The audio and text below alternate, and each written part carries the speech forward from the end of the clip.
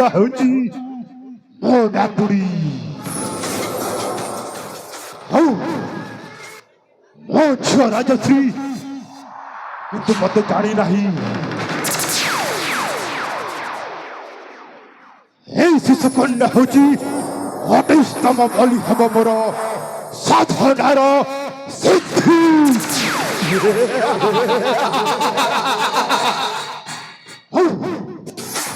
এই ଶିଶୁକୁ ବଳି ଦେଇ ମୁଁ ମୋ ସାଧନାର ସିଦ୍ଧି ସଫଳ କରିବି।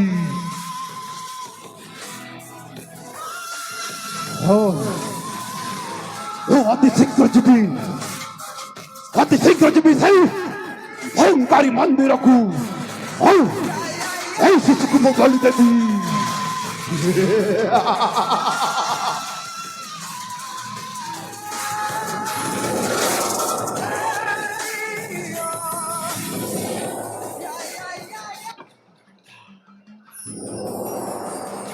ତମେ ତମେ ପୁଣି ଏଠି?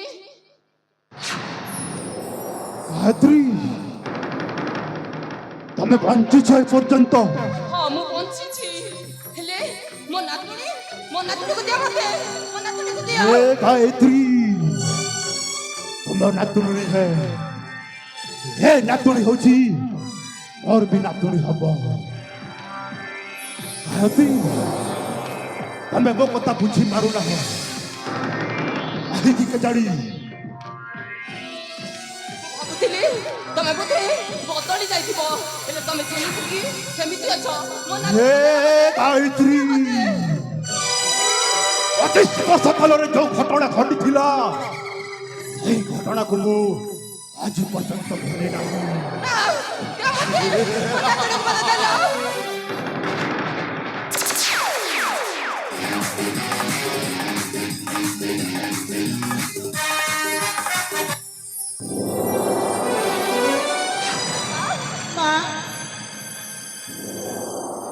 ମା ତମେ କଣ କରୁଥିଲ?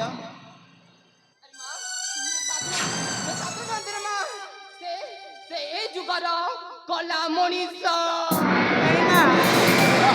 ତମେ କଣ କହୁଛ? ସେ ପରା ମୋ ଛୁଆର ଆଶୀର୍ବାଦ ଦେବା ପାଇଁ ଆସିଛନ୍ତି।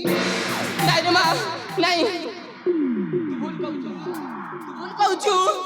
ସେ ଏ ଯୁଗର କଳା ମଣିଷ।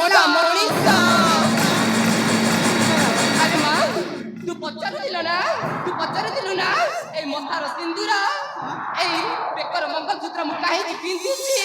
ହଁ ମା। ତୋ ବାପାର ତୁ ପରିଚୟ ଖୋଜୁଥିଲୁ ନା? ଆରେ ମା, ତାହେଲେ ଶୁଣ ସେଇ ଦୀର୍ଘ 25 ବର୍ଷ ତଳର କାହାଣୀ।